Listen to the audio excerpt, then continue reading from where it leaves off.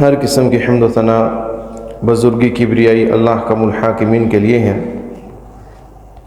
درود و سلام ہو نبی مکرم جناب محمد مصطفیٰ صلی اللہ علیہ وسلم کی ذات اقدس کی گرامی پر۔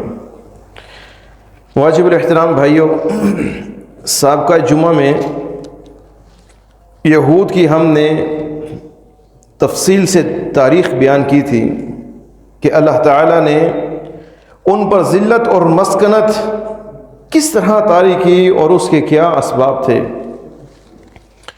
موسیٰ علیہ السلام جب یہود کو 12 قبیلوں کی شکل میں بنی اسرائیل کو نجات دلوا کر لائے تو آتے ہی ان لوگوں نے بچڑے کی پوجا کی، جس کی بنا پر اللہ تعالیٰ نے ان کی توبہ کا فیصلہ یوں کیا کہ جو لوگ منع کرتے رہے اور اس میں شامل نہیں ہوئے وہ تو سائڈ پہ ہو جائیں، لیکن جو چپ رہے اور جو کرتے رہے وہ آمنے سامنے آ جائیں۔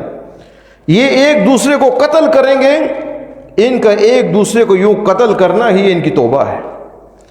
تو یہ 70 ہزار کی صورت میں آمنے سامنے کھڑے ہو گئے اور 70 ہزار سے زائد جانے گئیں تو اللہ تعالیٰ نے ان کی یہ توبہ قبول کی۔ اس کے بعد جو کچھ لوگ باقی بچے تھے وہ ارض مقدس فلسطین میں کچھ رہے، کچھ دوسرے علاقوں میں نکل گئے۔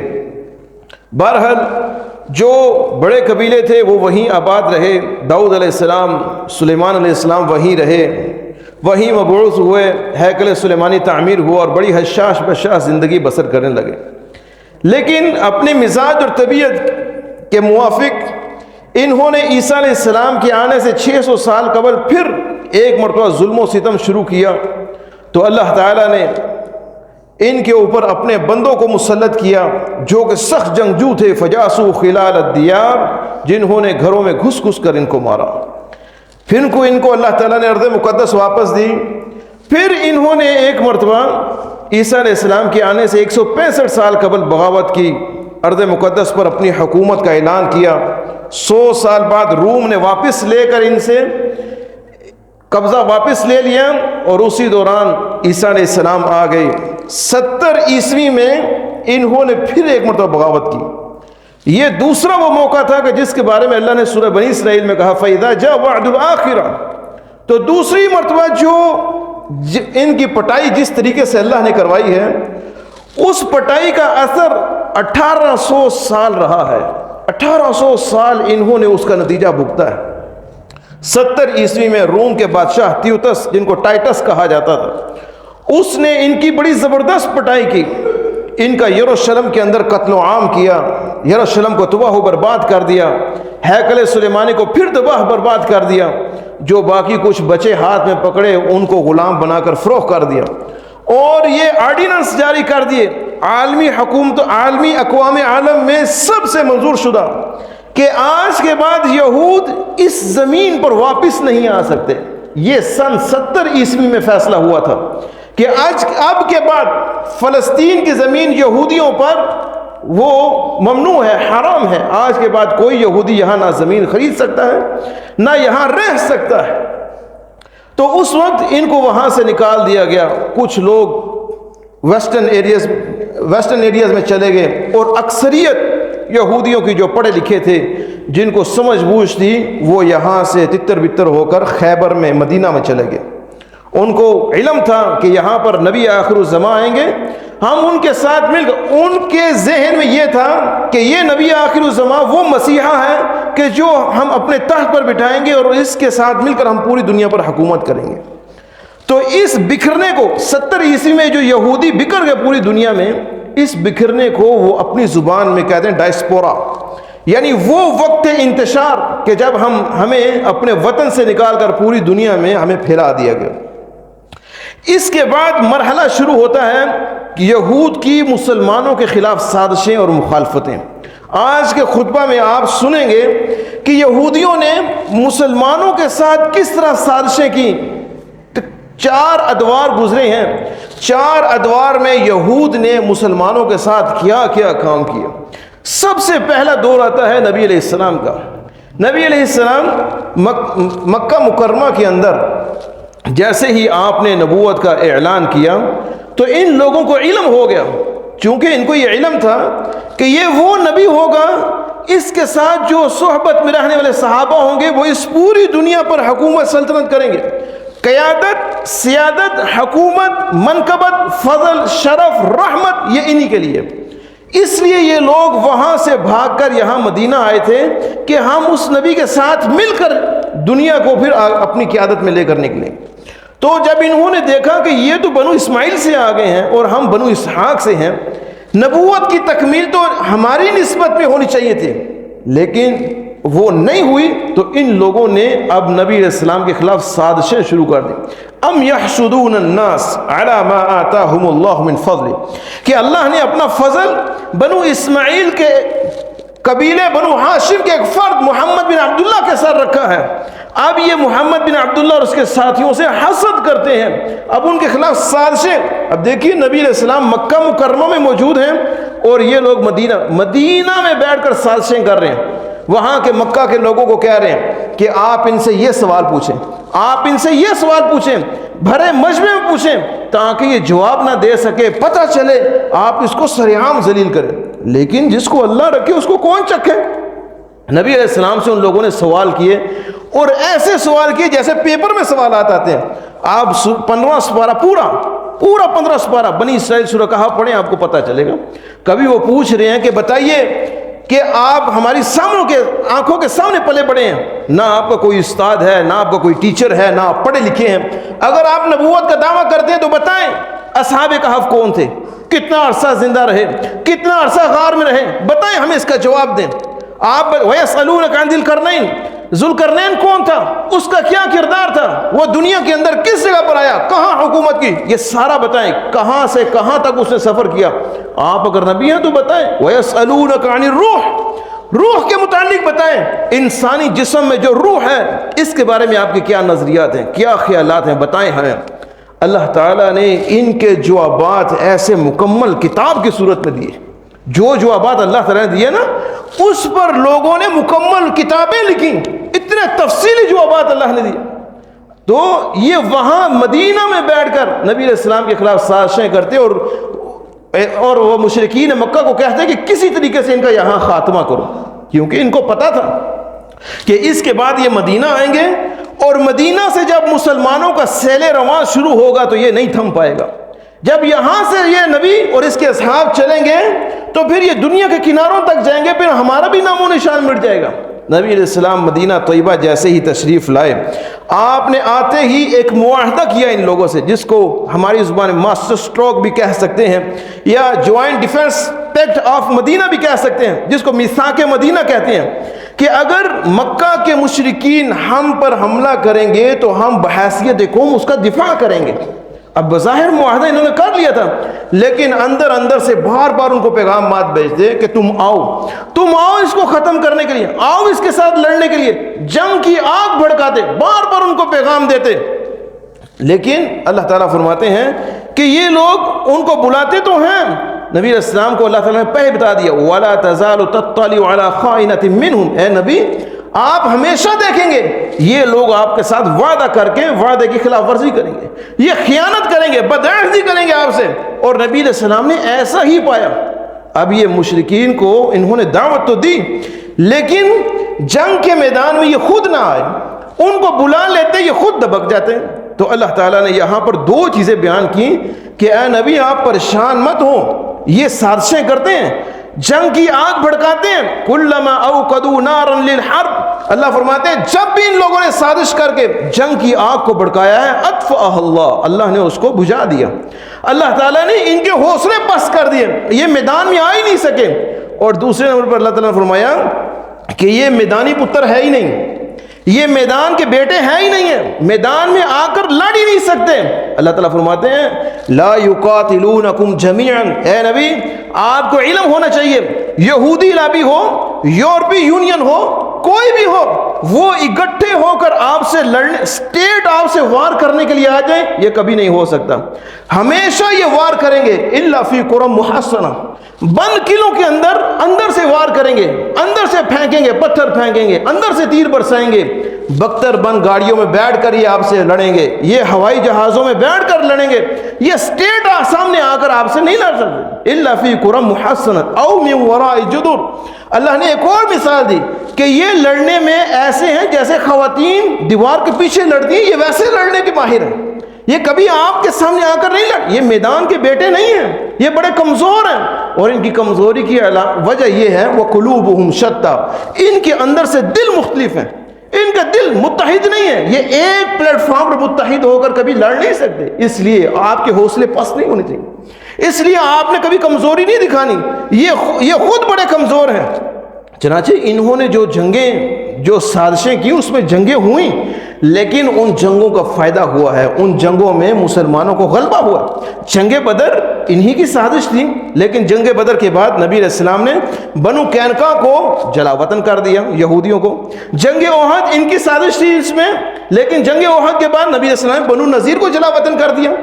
اور پھر جنگ احزاب جو یہودیوں کا واضح جال تھا، اس میں نبی علیہ السلام کو جب غلبہ ہوا تو آپ نے بنو قریظہ کو، اس کے بعد جو 3 بڑے بڑے قبیلے تھے، سب کو وہاں سے جلا وطن کر دیا. اور پھر خیبر میں جانے کے بعد جب ان لوگوں نے بدعہدی کی، سازشیں کی، تو رسول رحمت نے راتوں رات محاصرہ کیا. ایک لمحہ بھی دیر نہیں کی، تاخیر نہیں کی، کوئی سمجھوتا نہیں، کوئی ٹیبل ٹاک نہیں، کوئی بات نہیں ہوگی، کوئی گفت و شنید، کوئی صلح نہیں ہوگی. راتوں رات آپ نے قلعے کا محاصرہ کیا. اتنا زبردست محاصرہ ہوا کہ چند دنوں میں انہوں نے ہتھیار پھینک دیے. انہوں نے ہار قبول کر لی کہ ہم نہیں، ہم آپ سے معاہدہ کرنا چاہتے ہیں. تو تب نبی علیہ السلام نے پھر اللہ تعالیٰ فاعف عنہم واصفح، ان کو معاف کر دو. ان کا اللہ، یہ بھی اللہ کی ایک حکمت تھی. نبی علیہ السلام چاہتے تو آپ ان کو قتل کر سکتے تھے، آپ چاہتے تو ان کو وہاں سے جلا وطن کر سکتے تھے، لیکن اللہ کا حکم تھا، مشیت تھی کہ ان لوگوں نے مسلمانوں کی معیشت کو مضبوط کرنا تھا.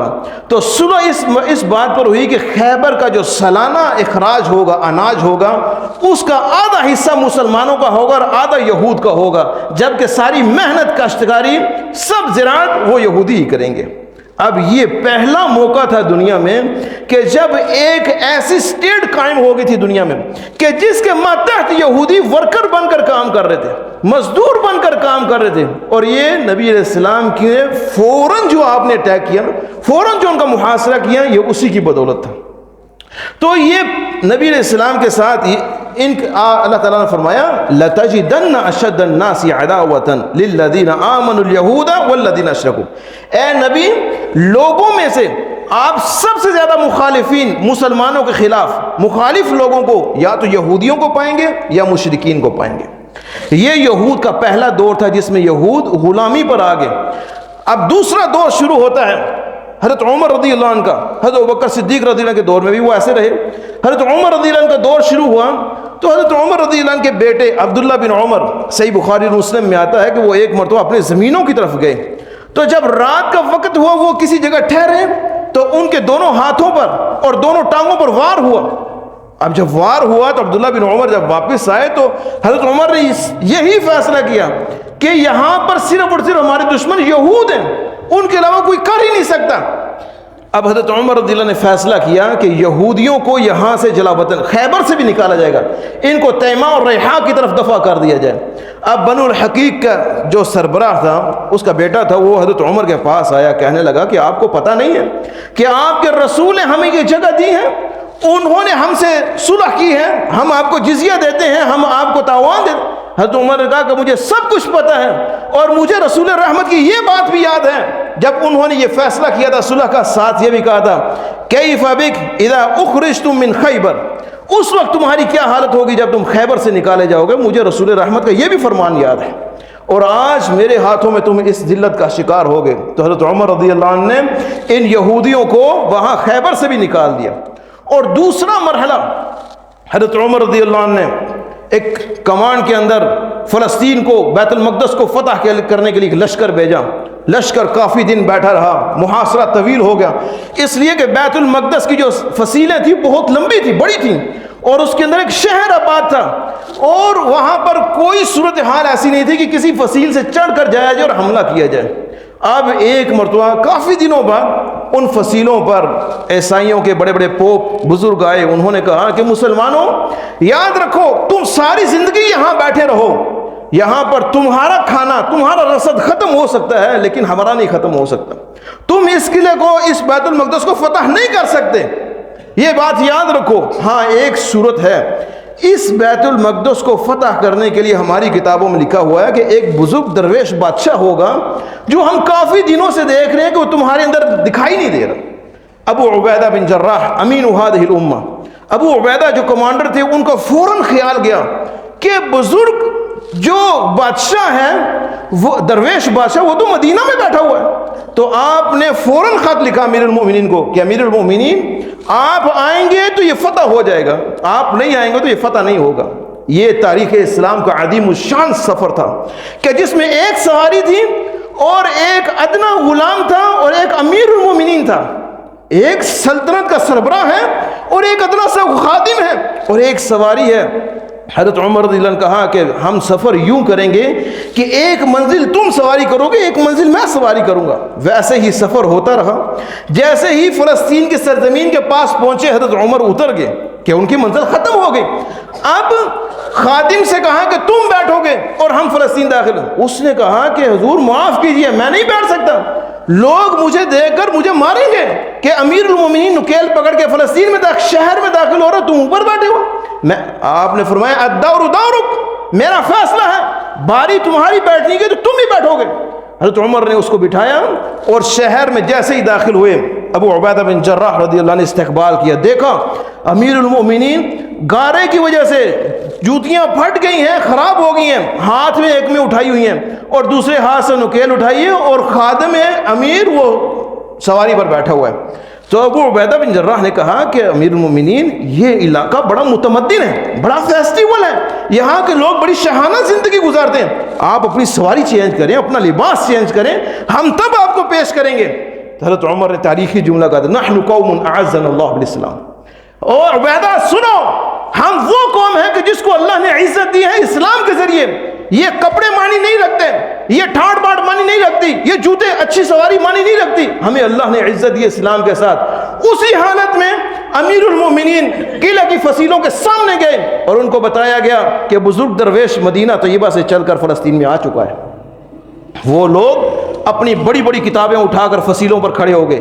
ایک نظر کتابوں کی طرف دیکھتے، ایک نظر اس کے لباس کی طرف دیکھتے، ایک نظر کتاب میں دیکھتے، ایک اس کے کپڑوں پر لگے ہوئے پیون کی طرف دیکھتے، ایک نظر کتاب میں دیکھتے، ایک نظر ان کی جوتیوں کی طرف دیکھتے، ایک نظر کتاب میں دیکھتے، ایک نظر اس کی سواری جو اس نے نکیل پکڑی اس کی طرف دیکھتے.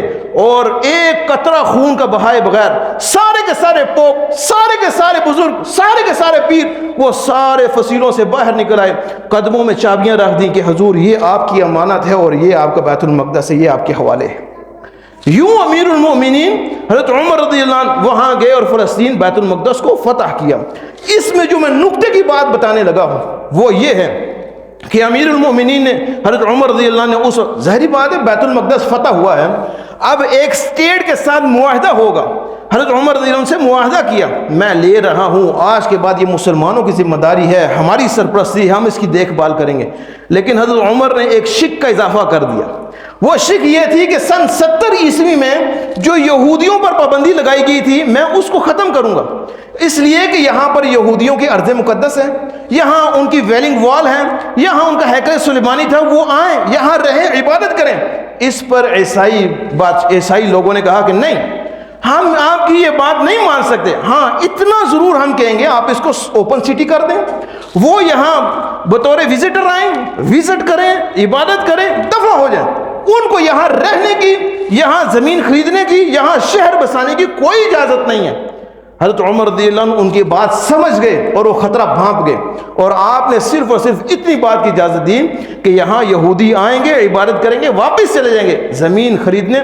یہ عہد تجدید تھا جو 70 عیسوی میں روم کے بادشاہ ٹائٹس نے جو ان پر حکم لاگو کیا تھا. آج حضرت عمر رضی اللہ عنہ کے ہاتھوں اس کی تجدید ہو رہی تھی تاکہ اقوام عالم اس وعدے کی پاسداری کرتی رہے. ابھی حضرت عمر رضی اللہ عنہ نے یہاں پر یہ معاہدہ کر دیا اور جب تک اس وعدے کی پاسداری ہوتی رہی مسلمان محفوظ رہے، مسلمانوں کی عزتیں محفوظ رہیں. خلافت راشدہ میں اس وعدے کی پاسداری ہوئی. بنو امیہ، بنو عباس، تیموری ترک ہوں، سلجوقی ترک ہوں یا عثمانی ترک ہوں، سب کے ہاں یہ معاہدہ مسلم رہا۔ 1800 سال تک اس معاہدے کی حفاظت کی گئی، اس کی قدر کی گئی، یہود کو فلسطین میں داخل ہونے سے منع رکھا گیا۔ تیسرا مرحلہ یہود کا آتا ہے، یہاں تک یہودی مغلوب رہے۔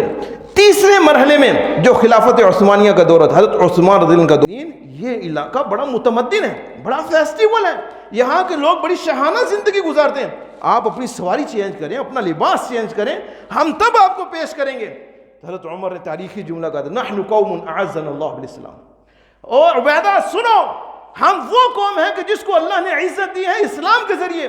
یہ کپڑے معنی نہیں رکھتے، یہ ٹھاٹ باٹ معنی نہیں رکھتی، یہ جوتے اچھی سواری معنی نہیں رکھتی، ہمیں اللہ نے عزت دی اسلام کے ساتھ۔ اسی حالت میں امیر المؤمنین قلعہ کی فصیلوں کے سامنے گئے اور ان کو بتایا گیا کہ بزرگ درویش مدینہ طیبہ سے چل کر فلسطین میں آ چکا ہے۔ وہ لوگ اپنی بڑی بڑی کتابیں اٹھا کر فصیلوں پر کھڑے ہو گئے، ایک نظر کتابوں کی طرف دیکھتے، ایک نظر اس کے لباس کی طرف دیکھتے، ایک نظر کتاب میں دیکھتے، ایک اس کے کپڑوں پر لگے ہوئے پیون کی طرف دیکھتے، ایک نظر کتاب میں دیکھتے، ایک نظر ان کی جوتیوں کی طرف دیکھتے، ایک نظر کتاب میں دیکھتے، ایک نظر اس کی سواری جو اس نے نکیل پکڑی اس کی طرف دیکھتے، اور ایک قطرہ خون کا بہائے بغیر سارے کے سارے پوپ، سارے کے سارے بزرگ، سارے کے سارے پیر، وہ سارے فصیلوں سے باہر نکل آئے، قدموں میں چابیاں رکھ دیں کہ حضور یہ آپ کی امانت ہے اور یہ آپ کا بیت المقدس ہے، یہ آپ کے حوالے ہے۔ یوں امیر المؤمنین حضرت عمر رضی اللہ عنہ وہاں گئے اور فلسطین بیت المقدس کو فتح کیا۔ اس میں جو میں نکتے کی بات بتانے لگا ہوں وہ یہ ہے کہ امیر المؤمنین نے حضرت عمر رضی اللہ عنہ نے اس وقت، ظاہری بات ہے بیت المقدس فتح ہوا ہے، اب ایک سٹیٹ کے ساتھ معاہدہ ہوگا، حضرت عمر رضی اللہ عنہ سے معاہدہ کیا، میں لے رہا ہوں، آج کے بعد یہ مسلمانوں کی ذمہ داری ہے، ہماری سرپرستی ہے، ہم اس کی دیکھ بھال کریں گے۔ لیکن حضرت عمر نے ایک شک کا اضافہ کر دیا، وہ شک یہ تھی کہ سن 70 عیسوی میں جو یہودیوں پر پابندی لگائی گئی تھی میں اس کو ختم کروں گا، اس لیے کہ یہاں پر یہودیوں کی ارض مقدس ہے، یہاں ان کی ویلنگ وال ہے، یہاں ان کا ہیکل سلیمانی تھا، وہ آئیں یہاں رہیں عبادت کریں۔ اس پر عیسائی لوگوں نے کہا کہ نہیں، ہم آپ کی یہ بات نہیں مان سکتے، ہاں اتنا ضرور ہم کہیں گے آپ اس کو اوپن سٹی کر دیں، وہ یہاں بطور وزٹر آئیں، وزٹ کریں، عبادت کریں، دفع ہو جائیں، ان کو یہاں رہنے کی، یہاں زمین خریدنے کی، یہاں شہر بسانے کی کوئی اجازت نہیں ہے۔ حضرت عمر رضی اللہ عنہ ان کی بات سمجھ گئے اور وہ خطرہ بھانپ گئے، اور آپ نے صرف اور صرف اتنی بات کی اجازت دی کہ یہاں یہودی آئیں گے، عبادت کریں گے، واپس چلے جائیں گے زمین خریدنے۔ یہ عہد تجدید تھا جو 70 عیسوی میں روم کے بادشاہ ٹائٹس نے جو ان پر حکم لاگو کیا تھا، آج حضرت عمر رضی اللہ عنہ کے ہاتھوں اس کی تجدید ہو رہی تھی تاکہ اقوام عالم اس وعدے کی پاسداری کرتی رہے۔ ابھی حضرت عمر رضی اللہ نے یہاں پر یہ معاہدہ کر دیا، اور جب تک اس وعدے کی پاسداری ہوتی رہی مسلمان محفوظ رہے، مسلمانوں کی عزتیں محفوظ رہیں۔ خلافت راشدہ میں اس وعدے کی پاسداری ہوئی، بنو امیہ، بنو عباس، تیموری ترک ہوں، سلجوقی ترک ہوں یا عثمانی ترک ہوں، سب کے ہاں یہ معاہدہ مسلم رہا۔ 1800 سال تک اس معاہدے کی حفاظت کی گئی، اس کی قدر کی گئی، یہود کو فلسطین میں داخل ہونے سے منع رکھا گیا۔ تیسرا مرحلہ یہود کا آتا ہے، یہاں تک یہودی مغلوب رہے۔ تیسرے مرحلے میں جو خلافت عثمانیہ کا دور تھا، حضرت عثمان رضی اللہ عنہ کا دور آتا ہے۔ اس دور کے اندر مسلمانوں کی پیٹھ میں یہود نے ایک بڑا برا خنجر گھونپ دیا اور ایک ایسی سازش کی کہ جس سازش کا خون رستا ہوا خون آج بھی رس رہا ہے۔ وہاں عبداللہ بن سبا یہودی ایک شخص آیا، اس نے آ کر جائزہ لیا کہ ان لوگوں کو کس طرح لڑایا جا سکتا ہے، اور اس نے دیکھا کہ ان میں خاندانی نسبتوں میں چپکرش ہے، بنو امیہ ہے، بنو ہاشم ہے، ان کے پرانے کچھ آپس میں چپکرش تھی جس کو اسلام نے ختم کر دیا تھا۔ اس نے آواز لگا دی، بھئی عثمان کون ہوتا ہے، بنو امیہ کون ہوتا ہے خلافت کرنے والا، خلافت آل محمد کا حق ہے، بنو ہاشم کا حق ہے، علی کو خلیفہ ہونا چاہیے۔ اب لوگوں کے اندر اس بات کو پہنچا دیا، دور دور علاقوں تک اس بات کو پہنچا دیا کہ حضرت عثمان غصب کر کے خلافت کے تخت پر بیٹھے ہوئے۔ اور پھر دوسری سازش یہ کی، بصرہ میں جا کر سازش کرتے ہیں کہ کوفہ کے اندر یہ زیادتیاں ہو رہی ہیں، اور کوفہ میں جا کر سازش کرتے ہیں کہ بصرہ میں یہ زیادتیاں ہو رہی ہیں، مصر میں جا کر اور عراق میں جا کر اور۔ اب لوگوں کے پاس اتنے وسائل تو تھے نہیں جا کر تحقیق کریں۔ اب ہوا کیا کہ بغیر تحقیق ہوئے لوگ فتنے کا شکار ہونے لگے، اور بالآخر ایک فتنۃ الکبریٰ قائم ہو گیا کہ جس کی زد میں عثمان رضی اللہ عنہ امیر المؤمنین خلیفہ ثالث وہ شہید کر دیے گئے۔ ان کی شہادت کے وقت جو امت میں تفرقہ پڑا، شیعان علی اور شیعان عثمان، اس تفرقے کا جو اثر ہے وہ آج تک امت کے اندر، اس وقت جو خون ٹپکا اس کے خون ٹپکے نے آج تک خون رس رہا ہے امت کے اندر۔ یہ وہ دور تھا، تیسرا دور، کہ جس میں مسلمانوں کے خلاف سازش کرنے میں یہود کامیاب ہو گئے، اور اس کے ساتھ انہوں نے ایک اور سازش کر دی، مسلمانوں کے عقیدے کو، اس کی ساخت اس کی ہلا دی۔ حضرت علی رضی اللہ عنہ کی الوہیت کا دعویٰ کر دیا کہ علی نعوذ باللہ اس دنیا میں اللہ کی شکل و صورت میں ہے، گاڈ انکارنیٹ، علی کے اندر اللہ نے حلول کر لیا۔ یہ دین اسلام کا یہ وہ تیسرا دور تھا کہ جس میں یہود اپنی ہر سازش میں کامیاب ہو۔ ایک چوتھا دور آیا کہ جس میں مسلمانوں کے خلاف یہود نے سازشیں کی اور اس میں وہ بڑے کامیاب ہوئے۔ وہ دور تھا طارق ابن زیاد کا۔ طارق ابن زیاد انہوں نے اسپین پر حملہ کرنا چاہا۔ اسپین چونکہ اس وقت عیسائیت کا گڑھ تھا، کٹر عیسائی موجود تھے وہاں، اور یہودیوں کی وہاں بار بار پٹائی ہوتی رہتی، یہودی بڑے تنگ تھے۔ اب جیسے ہی طارق ابن زیاد نے اس پر حملہ کرنا چاہا تو یہودیوں نے مسلمانوں کا ساتھ دیا، یہودیوں کو اندرونی داخلی خارجی راستے بتائے، ان کو ہر طریقہ بتایا کہ یہاں سے داخل ہو، یہاں یہ رسد ہے، یہاں خفیہ راستہ ہے، یہاں سرنگ ہے، ہر راستہ بتایا۔ طارق ابن زیاد انہوں نے جب دیکھا کہ مجھے ہر طرح کے راستے پتہ چل گئے ہیں، انہوں نے دریا عبور کیا اور کشتیاں جلا دیں کہ اب تو فتح کر کے ہی جائیں گے۔ طارق ابن زیاد نے اسپانیہ پر، اسپین پر حملہ کیا اور اس کو فتح کر دیا۔ فتح کرنے کے بعد ان لوگوں سے جو سب سے بڑی غلطی ہوئی وہ تاریخی غلطی ہے، جو اس وقت انہوں نے یہود پر اعتماد کیا۔ اس وقت مسلمانوں نے اسپین کو فتح کرنے کے بعد اگرچہ تخت پر مسلمان خلیفہ بیٹھا، مسلمان گورنر بیٹھا، لیکن دوسری غلطی انہوں نے یہ کر دی کہ یہودیوں کو اپنا محسن سمجھ بیٹھے کہ اس خطے میں ہمارے محسن، ہمارے خیر خواہ یہود ہیں، اس کے علاوہ کوئی نہیں۔ یہ مسلمانوں کی تاریخی غلطی تھی جس کا خمیازہ آج تک امت بھگت رہی ہے۔ اب ہوا کیا کہ جب انہوں کو اپنے اعتماد میں لے لیا، یہودیوں نے ان سے کہا کہ ہمیں عہدے دیے جائیں، ان لوگوں نے عہدے دے دیے۔ یہودیوں نے ان سے کہا کہ ہمیں جاب بزنس دیا جائے، انہوں نے دے دیا۔ اور سب سے بڑی بات، جو ہسپانیہ کی بڑی بڑی یونیورسٹیز تھیں، وہ قرطبہ ہو، غرناطہ ہو، تلیتا ہو، ٹولوٹی ہو، یہ جتنی بڑی بڑی ہسپانیہ کی یونیورسٹی تھیں، ان یونیورسٹیوں کے اندر مسلمان مفکر علماء پڑھانے لگے۔ انہوں نے ریکویسٹ کی کہ ہمیں بھی جاب ملنی چاہیے، ہم بھی یہاں پر پڑھانا چاہتے ہیں، ہماری بھی نسل ہے، ہمارے بھی بچے ہیں، ہمارے بھی لوگ ہیں۔ ان کو اجازت دے دی گئی، کیوں کہ یہ مسلمانوں کے خیر خواہ ہیں۔ یہ سب سے بڑی غلطی تھی مسلمانوں کی کہ جو کتاب اللہ کی مخالفت کرتے ہوئے مسلمانوں نے ان پر اعتماد کر لیا۔ اب یہاں پر ہوا ایسے کہ سینٹرل یورپ کے اندر 3 ملک تھے، جو اٹلی، فرانس اور ایک تیسرا ایک اور ملک ہے۔ یہاں سے لوگ جرمنی، اٹلی، فرانس، یہ 3 ایسے ملک ہیں جو سینٹرل یورپ میں ہیں اور فرانس کے قریب ہیں، اسپانیہ کے قریب ہیں۔ اب یہاں سے نوجوان لوگ ان بڑی بڑی یونیورسٹیز کے اندر پڑھنے کے لیے آتے ہیں۔ ایک طرف تو انہیں بڑا فائدہ ہوا کیونکہ مسلمان علماء نے ان کے عقیدے درست کیے، ان کی جو غلط فہمیاں تھی اسلام کے بارے میں، عیسائیت کے بارے میں وہ درست کی، بتایا کہ یہ تمہاری غلط فہمی ہے، بڑا فائدہ ہوا ان کو۔ لیکن دوسری طرف جو یہودی مفکر تھے انہوں نے ان کو زہریلے ٹیکوں کے جراثیمی ٹیکے لگانے شروع، ان کو ایسی تعلیمات دیں کہ جو ناقابل بیان ہیں۔ ان لوگوں نے ان کو پالش کرنا شروع کیا۔ ظاہری بات ہے کہ یہ لوگ انہی کے علاقوں سے تھے۔ سب سے پہلے وہاں پر یہودیوں نے ایسا کیا کہ پروٹسٹنٹ ایک مذہب ایجاد کیا، جیسے مسلمانوں کے اسلام، ہمارا ایک اسلام مذہب ہے، اس اسلام مذہب میں سنی کے ساتھ ایک شیعہ مذہب کی ایجاد کر دی، ان لوگوں نے تقسیم کر دیا۔ ایسے ہی انہوں نے عیسائیت کو تقسیم کرنے کے لیے، چونکہ اس وقت رومن کیتھولک تھے، وہ عیسائی تھے، اب ایک دوسرا مذہب ایجاد کیا، پروٹسٹنٹ۔ اب اس کو ایجاد کرنے کے بعد اس میں اپنی بدعات، خرافات شامل کیں، اس میں نئے عیسائی بھرتی کیے، اور اتنی زبردست وہ تحریک چلی کہ آج پوری دنیا پر جو عیسائی کیتھولک ہیں ان پر، مسلمانوں پر، کافروں پر، سب پر حکومت ان صہیونی قوتوں کی ہے جو پروٹسٹنٹ مذہب کے ماننے والے ہیں۔ ان کی طاقت، ان کا غلبہ ہے عرب پر۔ اور دوسرا کام انہوں نے کیا کہ ان لوگوں نے ان نوجوان نسل کو پوپ کی مخالف کر دیا، چونکہ اس وقت جو بادشاہ ہوا کرتے تھے وہ پوپ کے ہاتھ کی کٹ پتلی ہوا کرتی تھی، جیسے پوپ نے کہنا ویسے کرنا ہے۔ ان لوگوں نے ان کو یہ سمجھایا کہ پوپ بھی ایک انسان ہے، اصل طاقت پوپ کی نہیں ہے، اصل طاقت کتاب اللہ کی ہونی چاہیے۔ اب لوگ اس بات کو سمجھ گئے کہ واقعی اصل طاقت تو کتاب کی ہونی چاہیے، پوپ تو کوئی بھی ہوگا، اب اس کی بات مانتے رہیں گے۔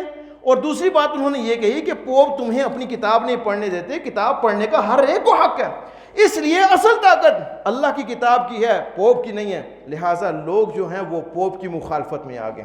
اب سارے کے سارے طلباء اسٹوڈنٹس ان کی زیادہ تر توجہ اس طرف ہوتی کہ ہم نے اللہ کی کتاب پڑھنی ہے، وہ کتاب جو جس کی اصل گم ہو گئی تھی، جس کی اصل بخت نصر نے جلا دی تھی، اور وہ جس کو اولڈ ٹیسٹمنٹ کہتے ہیں، وہ انہوں نے اپنی یادداشت سے لکھی کہ جو جو ہمیں یاد ہے وہ اپنی لکھ دیتے ہیں اور تورات بنا دیتے ہیں، وہ انجیل بنائے اس کو لکھ دیتے ہیں، لوگ اس کو یاد کریں گے۔ اب ان لوگوں نے سارے لوگوں کی توجہ کتاب کی طرف، اب کتاب پر جب توجہ مرکوز ہوئی، جو کتاب کے اندر دہشتناک اور خطرناک عقیدے اور مسائل تھے، اب وہ لوگوں کو سکھانا شروع کر دی۔ اس میں سر فہرست میں ایک ذکر کر دیتا ہوں کہ انہوں نے درس جدیدیت شروع کیا، ہر چیز کو جدید لباس پہنا دیا، اور اس میں سب سے پہلے انہوں نے ان لوگوں کو سکھایا معیشت کو ننگا کر دو، معیشت کو ننگا کر دو، کہ کسی بھی ملک کی معیشت سود کے بغیر چل ہی نہیں سکتی۔ دوسرے نمبر پر سمجھایا کہ کمزور ملکوں کی کرنسی کمزور ہونی چاہیے، اور سپر پاور ملکوں کی کرنسی سپر پاور ہونی چاہیے، اور کمزور ملک جو ہوں وہ سپر پاور ملک ان کو اپنی کرنسی میں قرضہ دے کر ان سے ساتھ ٹیکس اور سود وصول کریں۔ دیکھ لیجئے وہ لوگ تو مر گئے، ان کے جو بچے پڑھے لکھے تھے آج وہ دنیا پہ یہی اپلائی کر رہے ہیں، اپنی کرنسی انہوں نے مضبوط کی ہوئی ہے اور کمزور ملکوں کو ٹیکس دے کر قرضے دے کر ان سے سود وصول کر رہے ہیں۔ معیشت کو ان لوگوں نے اس طرح ننگا کر دیا۔ اور دوسرے نمبر پر انہوں نے کیا کہ ہر کام کے فروغ میں عورت کا استعمال کرو۔ بھائی آپ کی پروڈکٹ ہے، آپ کو بیچیں، عورت کو دیں، عورت بیچے گی۔ آپ نے کوئی بزنس کھولا ہے، اس کے استقبالیے میں عورت کو بٹھائیں، آپ کا بیٹھنے کا کام نہیں ہے۔ کسی جگہ پر آپ نے کوئی چیز پیش کرنی ہے، وہاں پہلے عورتوں کو کھڑا کریں۔ ہر کچن کی پروڈکٹ سے لے کر واش روم کی پروڈکٹ آپ عورت کو لے کر آئیں، نکالو عورتوں کو گھروں سے باہر۔ یہ کیا گھروں میں بٹھا کر رکھا ہوا ہے عورتوں کو؟ اور ایک نظریہ لوگوں کے سامنے رکھا، بھئی ایک کامیاب گھر کو چلانے کے لیے جتنا مرد تگودو کرے گا، جتنی وہ ایفرٹ کرے گا، اتنی ہی عورت نے ایفرٹ کرنی ہے۔ اس نظریے کے تحت انہوں نے عورتوں کو گھروں سے نکال دیا، عورتیں باہر آ گئیں، شانہ بشانہ کھڑی ہو گئیں، ہر کام میں عورتیں ملوث، ہر کام کھیتی باڑی کر رہی ہیں، گاڑیاں چلا رہی ہیں، ہر کام عورت نے کرنا ہے۔ اس نظریے کے تحت انہوں نے گھر سے اس عورت کو بھی، جو گھر کا فرد تھا، اس کو بھی باہر نکال دیا۔ تیسرا کام جو انہوں نے کیا وہ یہ تھا کہ خاندانی منصوبہ بندی ہونی چاہیے۔ بھائی اب مرد کما رہا ہے، عورت باہر نکل کے سارا دن ایفرٹ کر رہی ہے، کما رہی ہے، تو اب دنیا کے پاس جو بڑی جنگیں ہوئی ہیں اس کے پاس وسائل بہت کم رہ گئے ہیں۔ اب اس وسائل کی کمی سے اتنی نہیں ہو سکتی کہ ہر گھر کے اندر 4 5 بچے ہوں، 2 بچے کافی ہیں، 2 بچے سے زیادہ نہیں، خاندانی منصوبہ بندی کرو۔ اور دوسرا پھر عورتوں کی سپورٹ میں یہ بات کہہ دی کہ عورتیں تمہاری نوکر ہیں، وہ تمہارے بچے پیدا کریں، سارا دن کام بھی کریں، پھر بچے بھی پیدا کریں۔ اور پھر یہ اصول انہوں نے بنا دیے۔ ایک کانفرنس ہوئی بڑی، اور مسلم ممالک میں کانفرنس انہوں نے کی، مسلم لوگوں کو یوز کیا، کہ جس میں انہوں نے یہ طے کیا کہ ہر گھر کے لیے ضروری ہے کہ وہ کم از کم 2 بچے پیدا ہوں۔ جیسے ہی تیسرے بچے کی خواہش اور مرد کرے، عورت اس سے طلاق لینے کا حق رکھتی ہے۔ اگر وہ جبر کرتا ہے تو اس کو زنا بھی جبر کہہ کر اس کا طلاق کروا دی جائے۔ اور اگر خاوند اس عورت کو یہ کہے کہ تم نے میرے گھر کے کام کاج کرنے ہیں، تو وہ اس سے تاوان وصول کرے گی کہ میں تمہاری نوکر نہیں ہوں کہ میں تمہارے کام کروں، اس پر وہ تاوان وصول کرے گی۔ یوں انہوں نے منصوبہ بندی یہ کر کے گھر کو برباد کر دیا۔